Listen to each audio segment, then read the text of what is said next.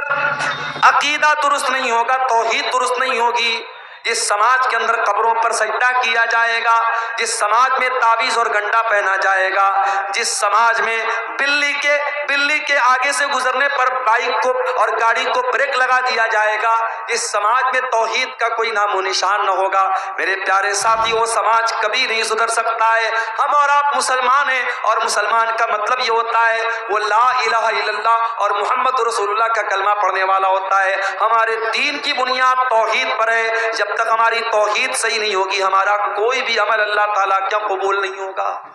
توحید جب تک درست نہیں ہے، اللہ کیا کوئی نیکی ہماری قبول نہیں۔ اللہ کے نبی کے آنے کے پہلے مکہ میں ایک آدمی رہتا تھا جس کا نام عبداللہ بن جدعان تھا۔ بہت نیک انسان تھا، غریبوں کو کھانا کھلایا کرتا تھا، حاجیوں کی خدمت کیا کرتا تھا، حاجیوں کو پانی پلایا کرتا تھا۔ عبداللہ بن جدعان مر گیا۔ حضرت عائشہ نے اللہ کے نبی سے پوچھا، اے اللہ کے نبی، عبداللہ بن جدعان تو بڑا نیک انسان تھا، اتنی غریبوں کی مدد کیا کرتا تھا، دان پنیہ کا کام کیا کرتا تھا، خیرات کیا کرتا تھا، اے اللہ کے نبی، کیا عبداللہ بن جدعان کو اس کی نیکی قیامت کے دن کام دے گی؟ کیا وہ اللہ تعالیٰ کے جنت میں داخل ہو جائے گا؟ کیا وہ جہنم کے عذاب سے بچ جائے گا؟ اللہ کے نبی نے فرمایا کہ نہیں اے عائشہ، عبداللہ بن جدعان کی نیکی اس کے کوئی کام نہیں آئے گی۔ اے عائشہ، عبداللہ بن جدعان نے کبھی یہ نہیں کہا تھا رب اغفر لی خطیئتی یوم الدین، اے میرے پروردگار تو مجھے قیامت کے دن اپنے عذاب سے بچا لینا۔ نہ وہ قیامت کے دن کو مانتا تھا، نہ اللہ تعالیٰ کی توحید کو مانتا تھا۔ میرے پیارے ساتھیوں، جب تک توحید ہمارے اندر نہیں ہوگی، جب تک ایمان ہمارا ٹھیک نہیں ہوگا، تب تک اللہ تعالیٰ کی ہماری کوئی بھی نیکی قبول نہیں ہوگی۔ ابھی موبائل پر فیس بک ایسے ہی کھولا میں نے، ایک مولوی چلا چلا کے تقریر کر رہا کہ خانہ کعبہ غوث اعظم کے گھر کا طواف لگاتا ہے۔ غوث اعظم کس کو بولتے ہیں؟ حضرت شیخ عبد القادر جیلانی رحمۃ اللہ علیہ کو غوث اعظم بولتے ہیں۔ غوث مانے مددگار، اعظم مانے سب سے بڑا، غوث اعظم مانے سب سے بڑا مددگار۔ یعنی آج مسلمان اللہ کو نہیں، کسی ولی کو اور کسی نیک بندے کو کہہ رہا ہے کہ وہ غوث اعظم ہے، اور مسلمان کا یہ عقیدہ ہے کہ اللہ کا گھر خانہ کعبہ، جس کا ساری دنیا کے مسلمان جا کر کے طواف کرتے ہیں، خانہ کعبہ شیخ عبد القادر جیلانی کے گھر کا طواف کرتا ہے۔ میرے پیارے ساتھیوں، یہ عقیدہ مسلمان رکھ رہا ہے اور مسلمان کا مولوی بیان کر رہا ہے، اور یہی وہ عقیدہ تھا جس کے بارے میں مولانا الطاف حسین حالی نے کہا تھا کہ کرے غیر کر بت کی پوجا تو کافر، کواکب میں مانے کرشمہ تو کافر، جھکے آگ پر بیر سجدہ تو کافر، جو ٹھہرائے بیٹا خدا کا تو کافر، مگر مومنوں پر کشادہ ہے راہیں، پرستش کریں شوق سے جس کی چاہیں، نبی کو جو چاہیں خدا کر دکھائیں، اماموں کا رتبہ نبی سے بڑھائیں، مزاروں پہ جا جا کے نظریں چڑھائیں، شہیدوں سے جا جا کے مانگے دعائیں، نہ توحید میں کچھ کمی اس سے آئے، نہ اسلام بگڑے نہ ایمان جائے۔ آج کہیں مسلمان محرم پر تعزیہ نکال رہا ہے، آج کہیں مسلمان 12 ربیع الاول کو ڈی جے بجا بجا کے جلوس نکال رہا ہے، کہیں پیڑ کے اوپر جا کر کے دھاگا باندھ کر کے اپنی بگڑی بنا رہا ہے، کہیں حاجی علی کی درگاہ پہ جا کے اپنا سر جھکا رہا ہے، کہیں اجمیر میں جا کے چادر چڑھا رہا ہے۔ او میرے پیارے بھائیوں، اپنے عقیدے کی، اپنی توحید کی حفاظت کرنا۔ اس پیشانی کو اللہ تعالیٰ نے صرف اپنے آگے جھکنے کے لیے بنایا ہے، اس پیشانی کو صرف اللہ کے در پہ جھکانا۔ مدد مانگنا تو اللہ سے مدد مانگنا، بگڑی بنانے والا سمجھنا تو اللہ کو سمجھنا۔ میرے پیارے ساتھیوں، آج کسی گاؤں دیہات میں چلے جاؤ، نیپال بارڈر پر چلے جاؤ، موبائل آپ کے پاس موجود ہے لیکن نیٹ ورک کام نہیں کرتا ہے۔ میں ابھی نیپال کے علاقے میں، بالکل بارڈر کے قریب کے علاقے میں گیا، جیو کا نیٹ ورک میرے موبائل پر نہیں آ رہا تھا۔ ساتھیوں نے بتایا کہ مولانا ایئرٹیل کا نیٹ ورک ہوگا تو شاید یہاں کام کرے گا، کہیں کہیں وہ بھی نیٹ ورک کام نہیں کرتا ہے۔ دنیا کے بعض علاقے ایسے ہیں وہاں آپ کے نیٹ ورک کام نہیں کریں گے، وہاں سارے نیٹ ورک جام ہو جائیں گے، وہاں حکومتوں نے جیمر لگا دیا ہے۔ میرے پیارے ساتھیوں، دنیا کے بہت سارے ایسے مقامات ہیں جہاں آپ کے موبائل کا نیٹ ورک کام نہیں کرے گا، مگر میرے اللہ کا نیٹ ورک تو ہر جگہ کام کرتا ہے۔ اللہ قرآن میں کہتا ہے امن یجیب المضطر اذا دعاہ ویکشف السوء، اے میرے بندو میرے آگے تم ہاتھ پھیلاؤ، مجھ سے مانگو، میرے سامنے اپنے ہاتھوں کو پھیلاؤ، میں ضرور تمہاری دعاؤں کو سنوں گا۔ اللہ کے سوا کون ہے جو مصیبت میں پھنسے ہوئے لوگوں کی مدد کرتا ہے؟ کون ہے جو ان کو مصیبتوں سے نکالتا ہے؟ حضرت یونس علیہ السلام کو دیکھو، وہ مچھلی کے پیٹ میں پہنچے جہاں دنیا کا کوئی نیٹ ورک نہیں پہنچ سکتا، مچھلی کے پیٹ میں پہنچے جہاں تین اندھیرے ہیں، سمندر کے پانی کا بھی اندھیرا ہے، مچھلی کے پیٹ کا بھی اندھیرا ہے اور رات کا بھی اندھیرا ہے۔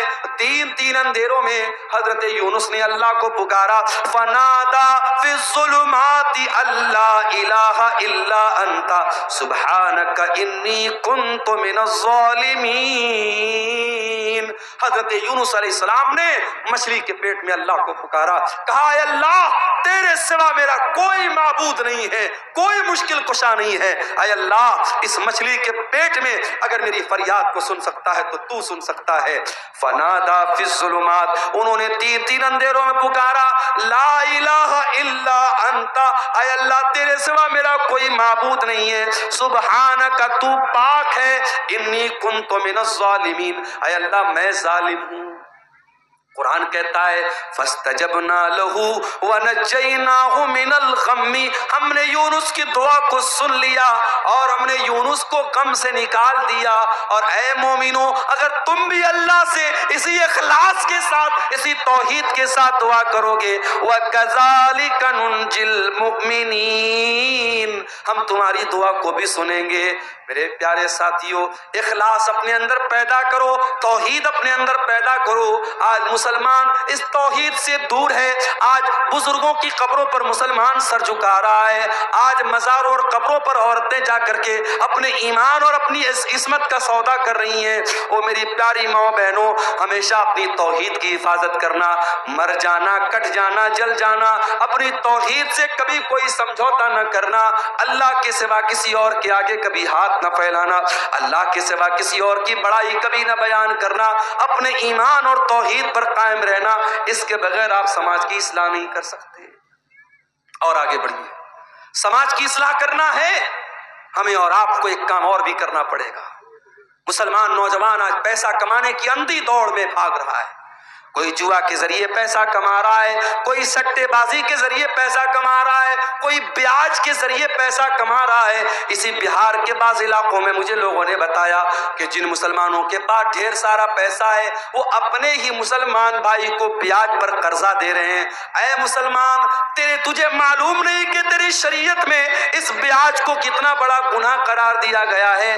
اللہ کے نبی نے فرمایا کہ سود کے بیاج کے 70 سے زیادہ دروازے ہیں، جس میں سب سے ہلکا دروازہ یہ ہے، سب سے ہلکا درجہ یہ ہے این کی ہر رجل امہ، کہ انسان اپنی سگی ماں کے ساتھ زنا کرے۔ اپنی سگی ماں کے ساتھ زنا کرنا جتنا بڑا پاپ ہے، جتنا بڑا گناہ ہے، اس سے بھی بڑا گناہ بیاج کی رقم کھانا ہے۔ اسلام میں بیاج کے لیے کوئی جگہ نہیں ہے، اور آج مسلمان بیاج کھا رہا ہے، کوئی بینک سے ملنے والا انٹرسٹ کھا رہا ہے، کوئی ایف ڈی کرا کے کھا رہا ہے، کوئی اپنے ہی مسلمان بھائی کو بیاج پر قرضہ دے کے بیاج کھا رہا ہے۔ میرے پیارے ساتھیوں، یہ بیاج کی رقم تیرے گھر میں آئے گی، تیری نیکیوں کو برباد کر دے گی، تیرے گھر کے چین کو برباد کر دے گی، تیرے سکون کو برباد کر دے گی۔ اللہ کے نبی فرماتے ہیں او لوگوں کان کھول کر کے سن لو، جس جسم کی پرورش حرام کمائی سے ہو جائے فالنار اولا بہ، وہ جسم جہنم کی آگ میں ڈالا جائے گا۔ اللہ کے نبی فرماتے ہیں ان اللہ طیب لا یقبل الا طیبا، اللہ پاک ہے اور پاک چیزوں کو قبول کرتا ہے، اللہ ناپاک چیزوں کو قبول نہیں کرتا ہے۔ پھر اللہ کے نبی فرماتے ہیں او لوگوں، اللہ قرآن میں ایمان والوں کو بھی یہی حکم دیتا ہے یا ایھا الذین آمنوا کلوا مما فی الارض حلالا طیبا کرے گا۔ اے ایمان والو، زمین کے اندر جو حلال چیزیں وہ کھایا کرو، اور اللہ اپنے رسولوں سے کہتا ہے یا ایھا الرسل کلوا من الطیبات واعملوا صالحا، اے میرے پیغمبرو، اے میرے رسولو، پاک چیزوں کو کھایا کرو، حلال چیزوں کو کھایا کرو۔ رسولوں کو بھی اللہ نے حلال کھانے کا حکم دیا، اور ایمان والوں کو بھی اللہ نے حلال کھانے کا حکم دیا۔ اور آگے اللہ کے نبی فرماتے ہیں ایک آدمی بہت لمبا سفر کر کے آتا ہے، اس کے بال میلے کچیلے ہو جاتے ہیں، اس کے کپڑے گندے ہو جاتے ہیں، اور وہ ہاتھوں کو اٹھا اٹھا کے دعا کرتا ہے اور کہتا ہے کہ اے میرے رب، اے میرے رب، لیکن اس کا کھانا حرام کمائی کا، اس کا پانی حرام کمائی کا، اس کا لباس حرام کمائی کا، اس کی پرورش حرام کمائی کی، فَأَنَّا يُسْتَجَابُ لِذَلِكَ، اللہ کے نبی فرماتے ہیں اس انسان کی دعا کہاں سے قبول ہوگی؟ او میرے پیارے ساتھیوں، آج ہر جلسے میں دعا ہو رہی ہے، ہر پروگرام میں دعا ہو رہی ہے، پھر بھی ظالم کے ظلم نہیں رک رہا ہے، پھر بھی ہماری جان و مال پر حملے ہو رہے ہیں، ہماری مسجدوں پر حملے ہو رہے ہیں۔ کہیں ایسا تو نہیں کہ ہماری حرام خوری کی وجہ سے ہماری دعائیں قبول نہیں ہو رہی ہیں؟ او لوگوں، اپنی کمائیوں کو حلال کر لو، جب تک کمائی حلال نہ ہوگی تب تک اللہ تعالیٰ دعاؤں کو قبول نہیں کرے گا۔ سود کھا رہا ہے مسلمان، پیاز کھا رہا ہے مسلمان۔ ہمارے کتنے نوجوان ہیں جو آن لائن جوا کھیل رہے ہیں، سٹے بازی کر رہے ہیں، کوئی کرکٹ کے میچ پر سٹا لگا رہا ہے، کوئی ایویٹر گیم میں پیسے لگا رہا ہے، کوئی شیئر مارکیٹ میں جو حرام شکلیں ہیں ان میں پیسہ لگا کے پیسہ کمانا چاہتا ہے۔ وہ لوگوں، حلال طریقے سے کروڑوں کما لو، حرام طریقے سے 10 روپیہ بھی نہ کمانا، حرام کمائی آپ کی نیکیوں کو برباد کر دی۔ اور آگے بڑھیے، سماج کی اصلاح اگر کرنی ہے، اپنی عورتوں کی بھی اصلاح کرنا بہت ضروری ہے۔ او میری پیاری ماں بہنوں، جس اسلام کے اندر آپ کو یہ حکم دیا گیا وَقَرْنَ فِي بُيُوتِكُنَّ، اے عورتوں تم اپنے گھر میں عزت کے ساتھ رہا کرو، وَلَا تَبَرَّجْنَ تَبَرُّجَ الْجَاهِلِيَّةِ الْأُولَىٰ، اور جب تم گھر سے نکلا کرو تو بن سنور کر کے نہ نکلا کرو۔ او میری پیاری ماں بہنوں، آپ نماز پڑھنے کے لیے گھر سے نکلیں، آپ جمعہ کی نماز پڑھنے کے لیے گھر سے نکلیں، آپ تراویح کی نماز پڑھنے کے لیے گھر سے نکلیں۔ اللہ کے نبی فرماتے ہیں اگر کوئی عورت گھر سے نماز پڑھنے کے لیے نکلی ہے اور ایسی خوشبو لگا کر کے نکلی ہے کہ وہ خوشبو غیر مردوں تک پہنچ رہی ہے، اللہ کے نبی فرماتے ہیں کہ جب تک وہ عورت واپس جا کر کے وہ والا غسل نہ کرے جو ناپاکی کی حالت میں کیا جاتا ہے، جو جنابت کی حالت میں کیا جاتا ہے، یعنی مکمل غسل نہ کر لے، تب تک اس عورت کی نماز اللہ تعالیٰ قبول نہیں کرے گا۔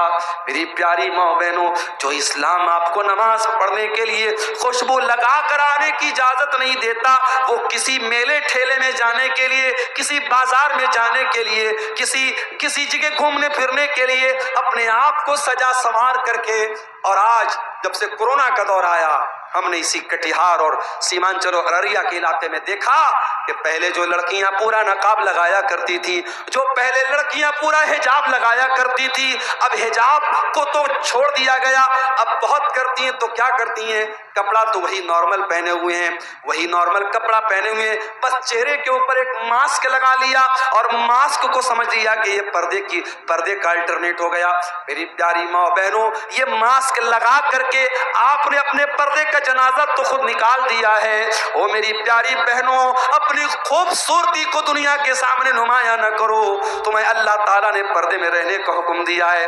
اللہ کہتا ہے اے نبی اپنی بیٹیوں سے کہہ دو، اے نبی اپنی بیویوں سے کہہ دو، اے نبی تمام مسلمان عورتوں سے کہہ دو کہ جب وہ اپنے گھر سے نکلا کرے یدنین علیہن من جلابیبہن، وہ اپنے اوپر چادر ڈال لیا کرے، وہ اپنے اوپر پلو ڈال لیا کرے، وہ اپنے اوپر نقاب ڈال لیا کرے، ذالک ادنی ان یعرفن فلا یؤذین، یہ زیادہ بہتر ہے کہ اس سے ان کو پہچان لیا جائے گا۔